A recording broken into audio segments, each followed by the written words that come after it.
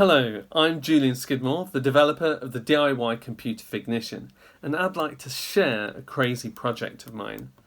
Before the 1970s, people had to boot computers by laboriously flipping a set of toggle switches on the front of the main processor.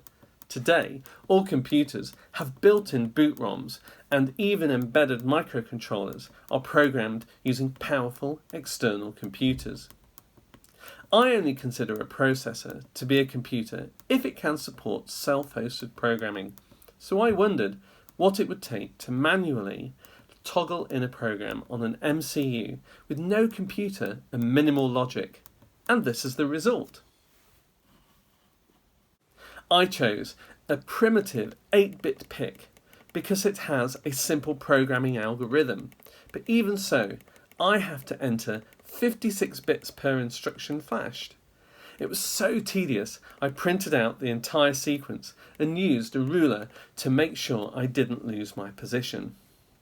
The PIC needs just two signals to program it: a clock input and a data signal.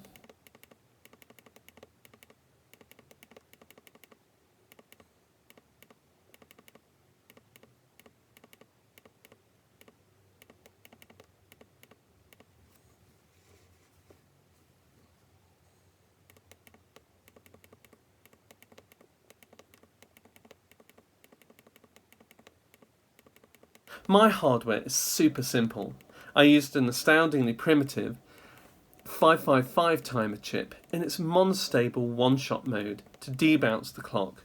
All I needed was a couple of capacitors and resistors to give a 0.2 seconds delay, and it would eliminate bounce.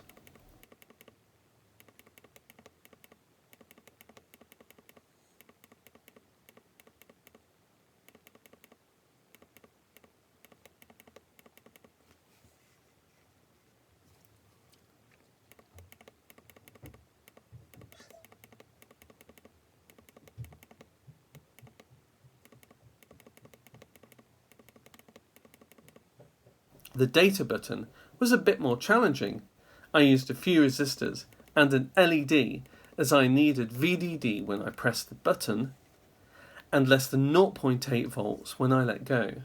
But I also needed to enable the DAT line to drive the LED when verifying data and not exceed current limits, even if I accidentally pressed the button when the DAT line was trying to output.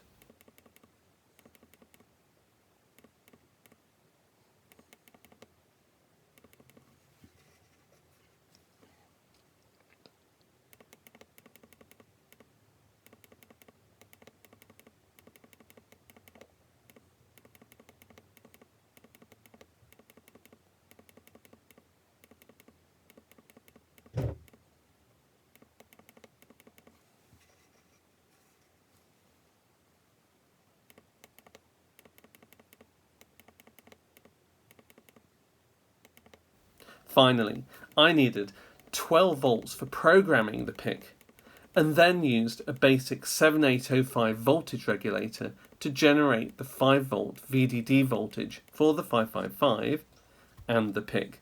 The currents are so small that I didn't need to worry about a heatsink for the 7805.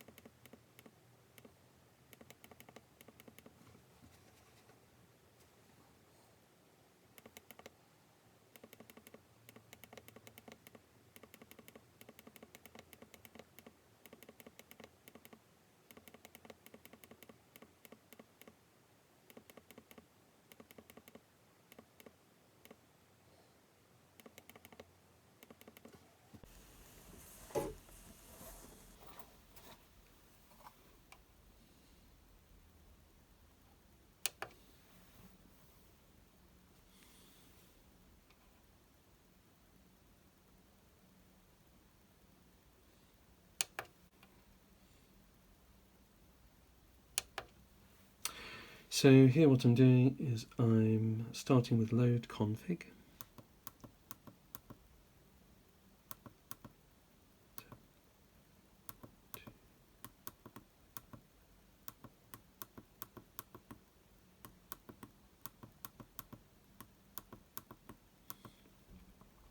done that. Now I want to increment to the address 6.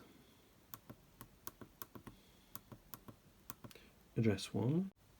On a PIC, it's not good enough just to program the flash.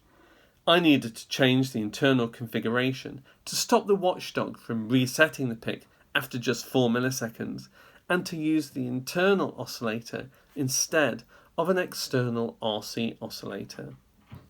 The spec on programming the configuration is rather confusing because the sequence to go into config mode requires the full 14-bit configuration setting, and then you have to enter it again as a normal programming instruction. With some experimentation, I got it right in the end. So, it's possible, but not very practical, to manually toggle a program into an MCU, but perhaps survivalist geeks might find it useful in some post-apocalyptic dystopia. Thanks for watching this.